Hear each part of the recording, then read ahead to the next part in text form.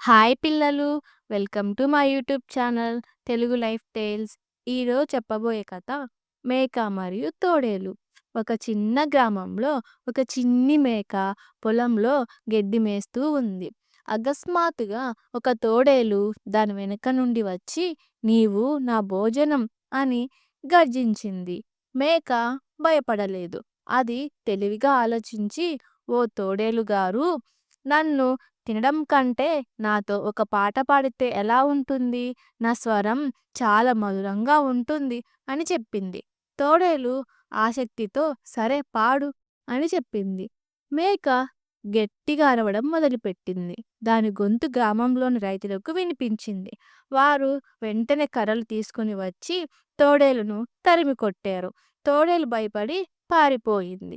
మేక సంతోషంగా నా తెలివి నన్ను రక్షించింది అని అనుకుంది.